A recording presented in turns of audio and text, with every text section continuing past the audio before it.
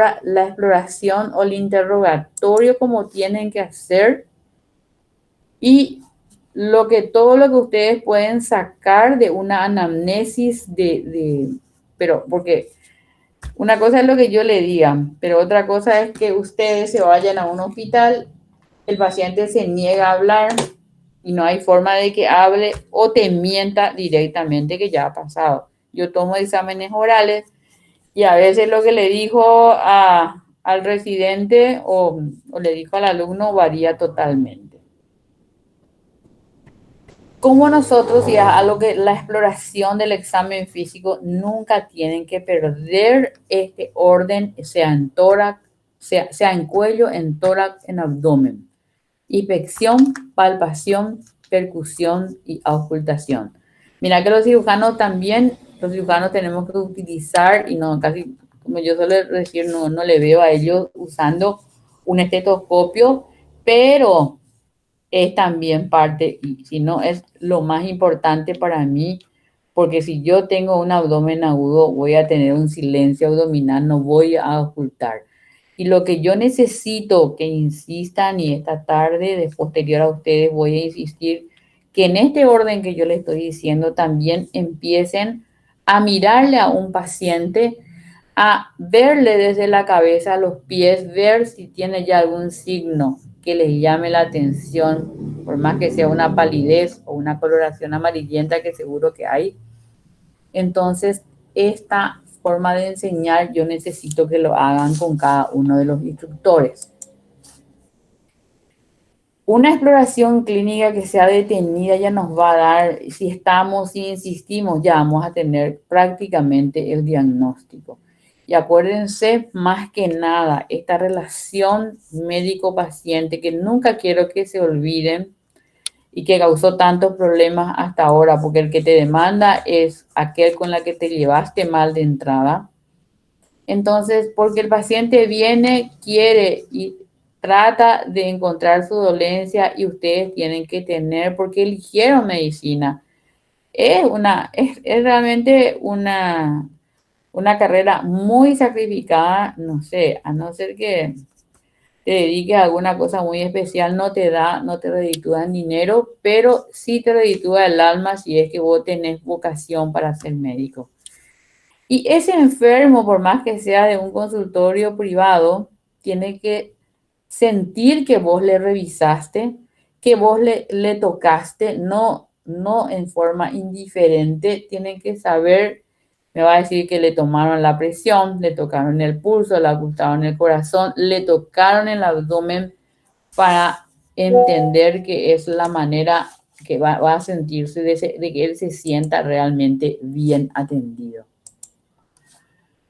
¿Qué hay entonces? Vamos a repetir, tenemos los datos generales de la historia clínica, el motivo de consulta, ahí vamos a ver después la ectoscopía como una parte nomás, pero eso es un resumen de lo que le estoy diciendo.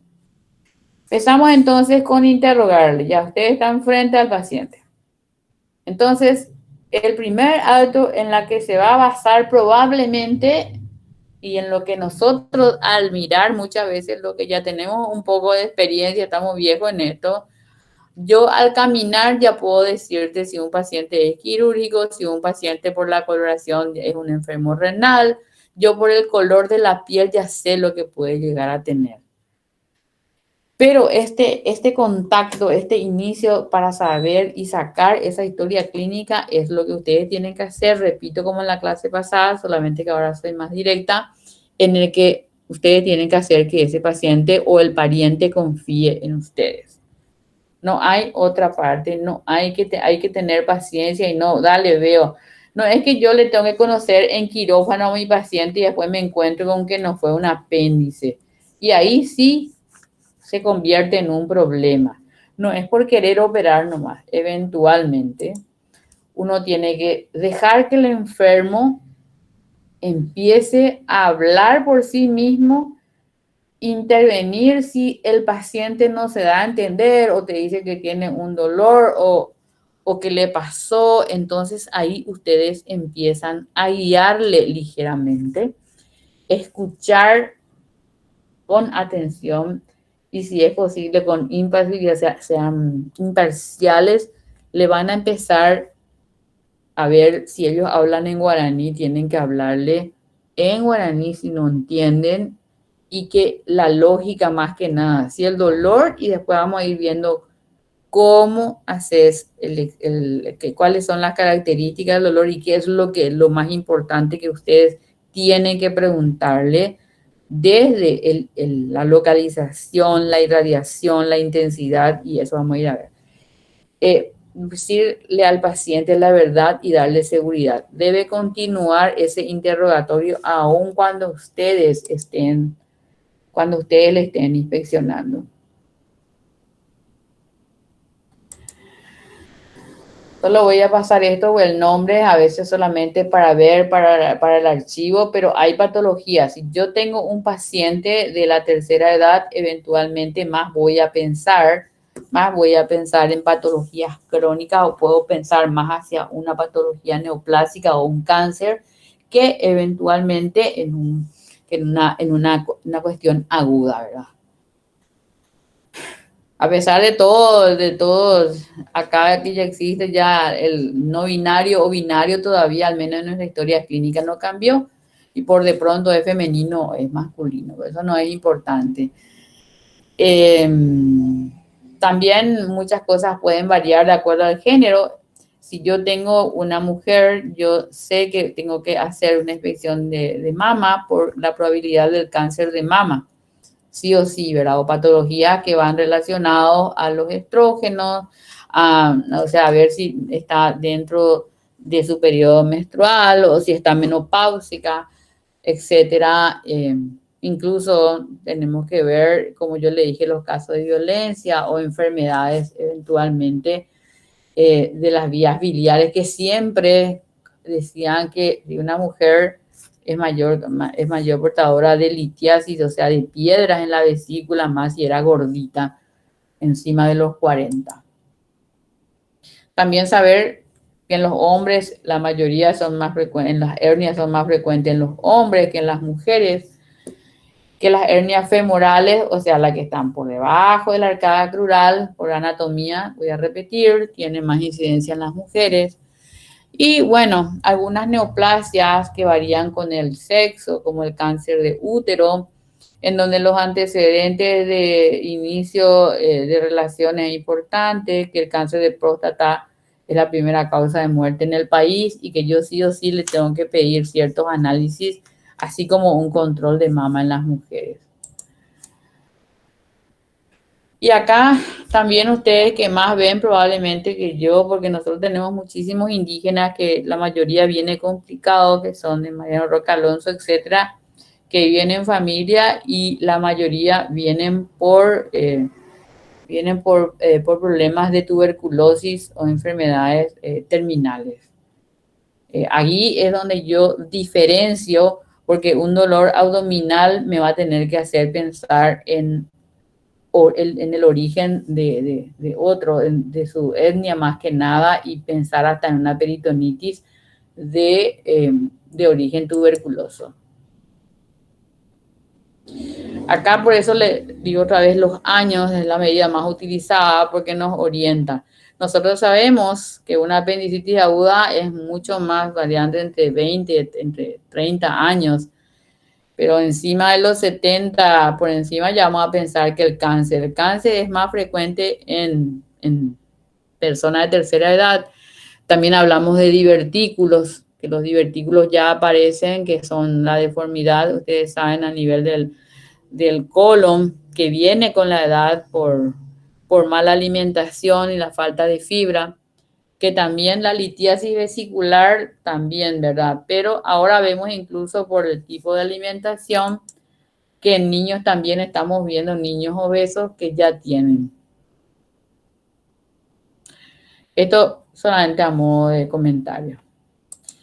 Repito, el lugar de nacimiento no es lo mismo que la residencia. Si yo nací en Caaguazú, en donde el bocio es lo que más puedo tener, ¿verdad?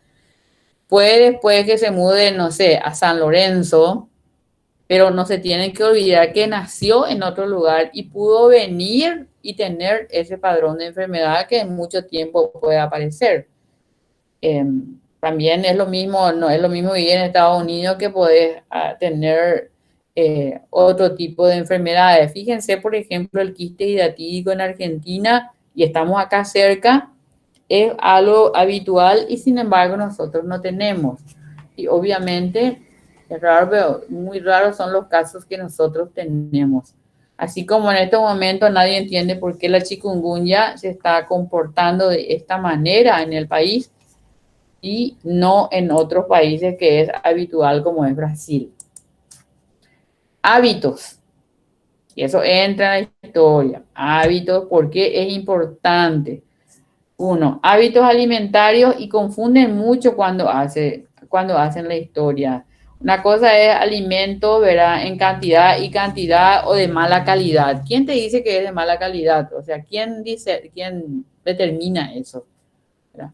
Más que nada, los hábitos alimentarios, nosotros ya vamos a ver que hay un trastorno de hábitos alimentarios en una paciente que viene porque no puede alimentarse con un cáncer terminal en la que su alimentación disminuye prácticamente, o en una paciente obesa en la que también puede tener un aumento del consumo de proteínas y de hidratos de carbono fundamentalmente, y nosotros tenemos que pensar allí también en uso de sustancias que está tan de moda, usar desde sedantes o estupefacientes, medicamentos, alergias, antecedentes familiares, y ahora solamente en una semana vimos 3 contagios de VIH en esta relación cónyuge. Pero los antecedentes familiares en cirugía, vamos a referirnos, por ejemplo, si la paciente viene por un tumor de mama, tenemos que preguntar si alguien de su familia directa ya fue portadora, porque va directamente relacionado. O lo mismo también, el cáncer de colon su antecedente familiar, es lo más importante. Si un hermano tuvo o su papá, él tiene gran probabilidad de tener también cáncer de colon. Vamos a hablar de los motivos de consulta, y estos son los síntomas de que vienen a presentarse. Y el médico tiene que anotar lo que dice el paciente, y repito, a veces tenemos un paciente que ya viene a buscar una solución y sabe que alguien ya me dijo luego que tengo piedra en la vesícula. No le hizo caso y entra por dolor. Y ya quiere nomás ya que le calme el dolor. Pero muchas veces, a no ser que te traiga una ecografía en la que ya tiene su diagnóstico, entonces igual nosotros tenemos que hacer de vuelta todo lo que es el interrogatorio, el examen físico, y tratar de llegar a nuestra propia conclusión. Y hay pacientes evasivos que están acompañados. Generalmente, si ustedes ven que no sé, un adolescente se va, su mamá es la que contesta. Muchas veces es su mamá la que habla, lo mismo que a veces también algunos que están casados, es la esposa la que más habla, el otro no quiere contar, y eso es lo que tienen que hacer, es tratar de quedarse solos con el paciente y sacar la mayor cantidad de datos que ustedes van anotando, que después van a darle su sentido y una cronología, porque estos pacientes evasivos son muy difíciles. Y a veces incluso ya vienen automedicados y ya te quiere llevar hacia otro lado su diagnóstico, y sin embargo podemos fallar al no insistir en todo lo que rodea la causa que le llevó. Y repito, tienen que ganarse la confianza. Otro tipo de pacientes hipocondríacos, en el que eventualmente estos son pacientes depresivos que sienten y se van y están simulando. Por eso le digo, hay pacientes y pacientes, pueden simular dolor y es más bien por trastorno de falta de atención. Acá lo más importante, que ya también la vez pasada me preguntaron, que son los pacientes inconscientes, que no podemos tener historia, que el médico solamente se va a basar en hallazgos clínicos. Y lo que otro le puede haber contado si es que vio o si fue testigo, que casi nunca lo hay. Entonces no hay, ¿verdad? Entonces, si uno no, los motivos de consulta generalmente no pueden ser más de 5. Yo no puedo tener 3, 4. No tiene que tener más de un síntoma o 3 síntomas y los demás son acompañantes. No puedo tener 3 cosas a la vez, a no ser cuando viene un paciente politraumatizado de cráneo con traumatismo de tórax, un tórax inestable y una fractura de miembro o una hemorragia interna por una lesión de vaso. En ese caso sí vamos a hablar de que puede tener varios motivos de consulta, pero los síntomas él va a tener eventualmente en un politrauma. Si está inconsciente no te va a decir, pero al tocarle va a sentir dolor. ¿Y cuál va a ser tu síntoma? El dolor, y tu examen físico, ver si hay una deformidad o no de los miembros, si hay lesiones en la cabeza, etcétera.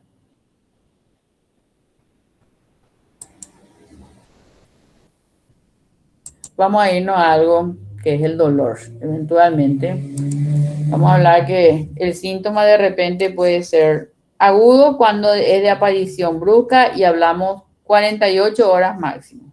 ¿Entienden? 48 o máximo 72 horas. Porque el paraguayo tiene aguante, realmente. Aguanta hasta ya no poder más o porque está lejos de comunidades lejanas, entonces no viene. Crónico es cuando meses atrás él ya tenía, luego este dolor no le hizo caso, se automedicó, etcétera, llamarle todo, y de repente él viene. ¿Por qué? Por una agudización probablemente de ese dolor o algo que haya cambiado o se haya agregado. Y hablamos del dolor, que a veces es menos objetivo y por eso, repito, se le pide al paciente que valore en una escala del 0 al 10, siendo el 10 el dolor más grande que ha recibido en toda su vida. Un ejemplo, el dolor de la pancreatitis, que es un dolor es un dolor grado 10, uno de los dolores más grandes, o la de un infarto mesentérico. Entonces, eso es lo que ustedes tienen que captar. ¿Cuál es la escala de dolor que tienen? Y el dolor de la pancreatitis, dolor en epigastrio intenso, lacerante, que irradia a ambos hipocondrios posterior a la ingesta de comida grasa, generalmente es un dolor que le obliga incluso al examen físico. Él tiene una posición lleno pectoral. Entonces vemos la intensidad de dolor que le dije de la gradación de 0 a 10 y después vamos a ver. Entonces ahí vamos a ver si tiene de 0 o 2, vamos a ver que es un dolor leve. Vamos a irnos de 4 a 5 que es moderada y si llega entre 7 y 8, porque también acá varía, ustedes van a ir viendo al mismo tiempo la facie, la cara del paciente, si realmente eso va directamente relacionado con la intensidad del dolor que va a tener una facie de ser portador de una facie dolorosa que nosotros vamos a definir como un dolor agudo. ¿Cómo localizamos el dolor? El dolor se hace de acuerdo a los 9 cuadrantes. La próxima les voy a mostrar el dibujo, porque después, ahora ya no voy a poder, porque voy a tener que reunirme en 15 minutos más con los instructores. De todas formas, los cuadrantes abdominales quiero que ya vean. Ahora voy a tratar de pasarles ya el libro porque estoy frente a la computadora ya por PDF, para que repasen un poco esta parte. Y tenemos 9 cuadrantes abdominales. Yo no voy a aceptar que me diga me duele el abdomen. No, el abdomen está dividido en varios puntos y en estos están divididos por la línea media clavicular, el apéndice sigmoide, el reborde costal y la espina ilíaca anterosuperior. Así yo voy a tener los cuadrantes principales del abdomen que voy a darle, y esto, de acuerdo a esto, yo tengo dividido en el abdomen superior, en la parte central, el epigastrio, los dos hipocondrios derecho e izquierdo, la región umbilical, el flanco derecho, el flanco izquierdo, abajo el hipogastrio, que me voy a pasarle todas las clases con los dibujos, y la fosa ilíaca derecha, la fosa ilíaca izquierda. Y de acuerdo a donde yo tengo, yo voy a imaginarme lo que hay detrás, y quiero que se acuerden de anatomía, y voy a imaginarme qué es lo que le está doliendo. Por ejemplo, si le duele, el dolor, tiene un dolor periumbilical, allí, ¿verdad? Y puede ser que esto va a irradiar y simplemente puede haber el inicio de una gastroenteritis, o vamos a ver cómo puede incluso simplemente es un dolor irradiado que después se va a ir a otro lado. El dolor de las vísceras es muy vago, ¿no? Ahí lo que uno dice, no, me duele todo el abdomen cuando uno va a tener una gastroenteritis, por ejemplo, no es lo mismo, ¿verdad? Entonces tienen que entender esto. Hay que investigar y ver uno a uno y relacionar con la historia clínica realmente. Después, ¿qué más tenemos como otros ejemplos? Las náuseas y los vómitos. Tenemos que ver como por qué ingresa tu paciente si no es dolor. Puede ser por náuseas y vómitos. Y ahí tenemos que ver también lo mismo, el tiempo, la cantidad de veces que vomitó, las características del vómito, porque dependiendo del color, nosotros vamos a imaginarnos de dónde está viniendo ese vómito.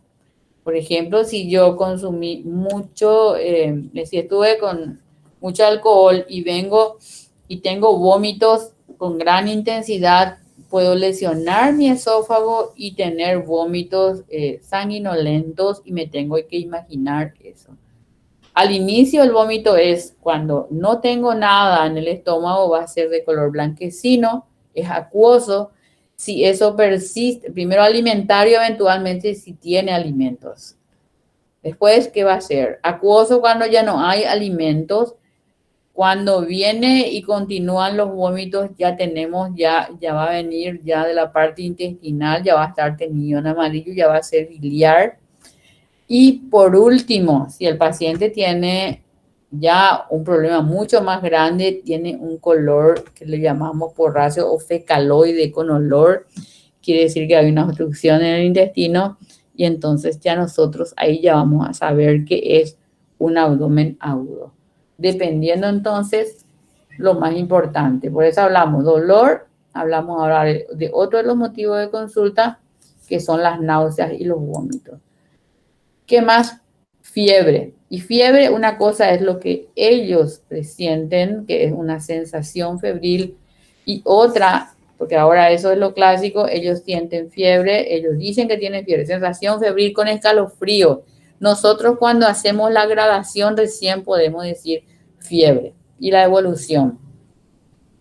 Lo más clásico, por ejemplo, al menos en cirugía, no voy ahora a mezclarle con clínica médica, van a dar con otro de eso. La fiebre con escalofrío es la mayoría de las veces, a pesar de tener dolor en hipogastrio o en región lumbar, yo voy a relacionarlo más con las vías urinarias, o voy a tener que investigar, ver las amígdalas, ver los pulmones, ver por vía respiratoria. En las patologías quirúrgicas las fiebres no son altas, están por debajo de los 38,5.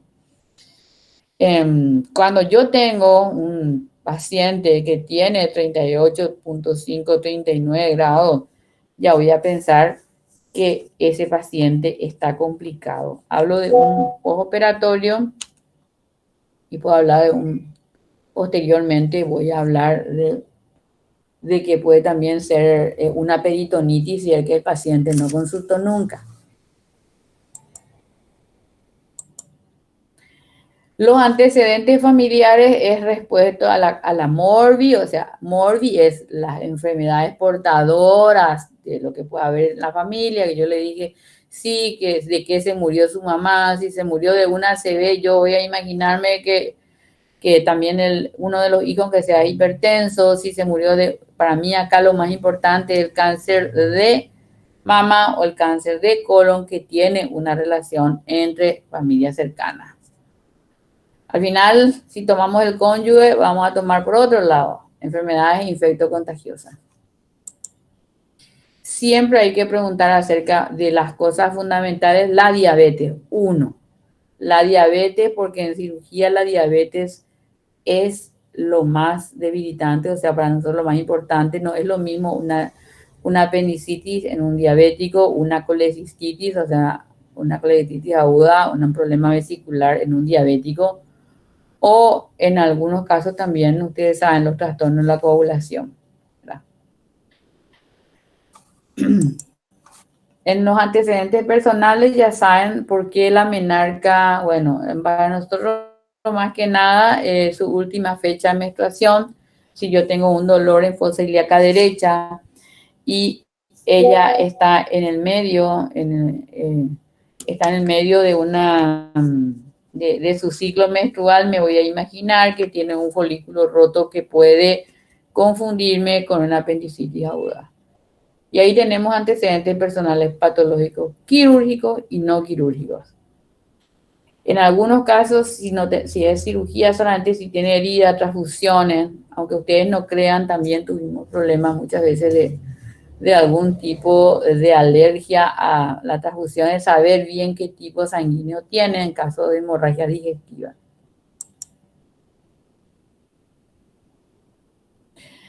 Acá entre los hábitos tóxicos, yo alguna vez le dije a mis alumnos, ¿será que alguien les dice que consume estupefaciente, que consume marihuana o que se droga? Ninguno de ellos acepta, por más que vos lo que ya vas a ver que un paciente tiene ascitis, que tiene la panza bombada, que tiene circulación colateral, y recién ahí te vas a dar cuenta y ya vas a saber que él es un alcohólico crónico, ellos no te van a decir.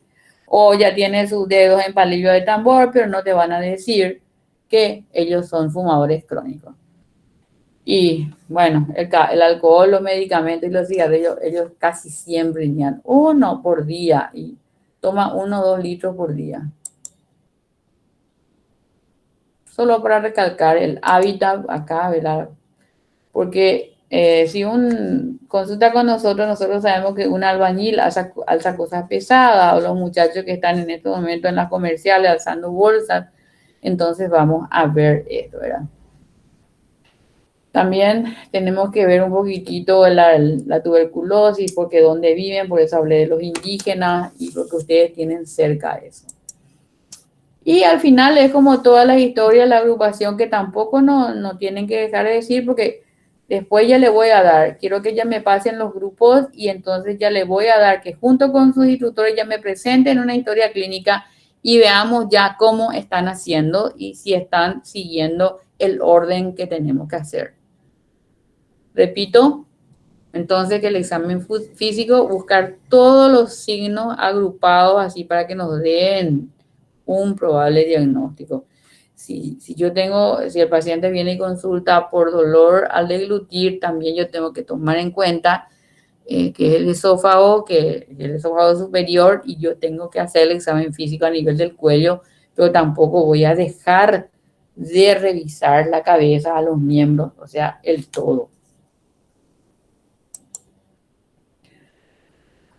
Bueno, muchas veces el paciente viene, nos cuenta una historia, pero cuando yo hago el examen físico y hago todo, entonces luego ya voy a encontrar, porque el paciente me refiere apenas a un dolor en epigastrio, que horas después pensó que algo le hizo mal, que después irradia a fosa ilíaca derecha. Yo ya me tengo que imaginar en una patología quirúrgica que sea una probable apendicitis aguda.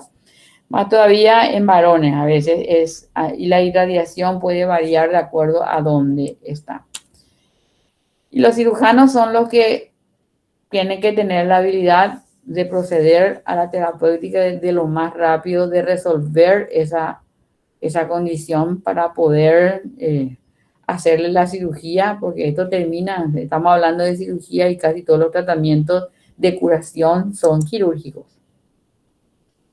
Acá solamente más que nada, siempre tiene que haber, si hay pacientes femeninos o masculinos, nunca tienen que verle solo, porque a esta altura le van a acusar de acoso. ¿Cómo se le va a revisar al paciente acostado? Excepto en algunas cosas para que sea más visible, como son las hernias, como son las varices de miembros inferiores que van a cargarse. Las hernias en estado de reposo, toda vez que no esté complicado, él te va a referir la aparición de un bulto o un dolor en fosa ilíaca derecha, pero que al estar acostado puede no visualizarse y eso vamos a ir a ver. Tiene que estar, si es posible, desnudo con sábanas que siempre le cubren el área en ese momento que no sé qué nos está explorando. No es que uno le tiene que estar viendo así todas las sábanas y la enfermera que siempre tiene que estar con ustedes. Siempre tiene que haber un consultorio en donde ustedes tengan esa posibilidad. Y primero, como les digo, les repito, la inspección va a ser general, desde mirarle hasta su índice de masa corporal o ver si es delgado, que es brevilíneo, ver si no tiene algo que les llame la atención, alguna marca, una mancha, su estado anímico, mental, nutricional. Nosotros tenemos que estar en observación directa a ese paciente, porque también podemos tener casos de pacientes que vengan por otra cuestión, por golpes internos que uno no le quiere estar diciendo y haber sufrido algún tipo de abuso. ¿Qué es lo que vemos? Aspecto general, paciente que es normolíneo, si es que no tiene un exceso de brevilíneo, cuando el paciente es o mide 1,40, 1,50, tipo nosotros así, ¿verdad? Ver si su peso va de acuerdo o no, ver si la edad a la que ustedes hicieron en la afiliación corresponde a la edad aparente, a la edad real, porque en algunos casos, en casos de pacientes que vienen desnutridos, extremos, con un cáncer terminal, incluso esto le va a aumentar de años. Los signos vitales que los tienen que tomar, y eso hablamos de la presión arterial, la frecuencia cardíaca, la frecuencia respiratoria, de la temperatura, sí o sí. Y no quiero expandirme porque ya saben que el resto es examen físico. Después vamos a hacer ya en la próxima clase directamente, vamos a empezar con lo que van a ustedes ver en mayor cantidad que en los hospitales, que es el examen abdominal. Y esto es en biología. Y esto es lo que ahora tengo que hablar con los instructores para que insista. Por de pronto necesito que ya aunque sea hagan, ustedes son pocos de 6 y quiero que me presenten una historia clínica para la próxima clase. No copien, hagan como ustedes entendieron y juntos lo vamos a retroalimentar y juntos lo vamos a corregir. ¿Está bien? ¿Alguna pregunta? Sí, doctora. Con respecto a la historia clínica, tiene que ser relacionada al abdomen, ¿verdad? No, no precisamente, sino a tu motivo de consulta. Vos también puedes tener un paciente que venga por una tumoración en cuello o una tumoración en región inguinal o, o una herida cortante. Una historia clínica quiero y quiero ver cómo enfocan, cómo hacen, por ejemplo, su análisis de signos, síntomas, llegar, el motivo de consulta es donde quiero que se aprendan bien. Dale, está bien. Y ya tengo ya también los grupos. Te puedo pasar. Bueno, me puedes pasar ya. Así, yo voy a empezar a llamar probablemente también lista ya del próximo. Entonces, vamos a ver, voy a ponerme también de acuerdo con los instructores. Ahora voy a entrar con ellos y es probable que ustedes roten con diferentes instructores. ¿Me entienden? Así van a poder tener mínimamente, tienen que tener 4 a 5 horas semanales. Dale, doctora. Ahí te pasé los grupos. Bueno, gracias. Bueno, nos vemos entonces el jueves. ¿Está bien?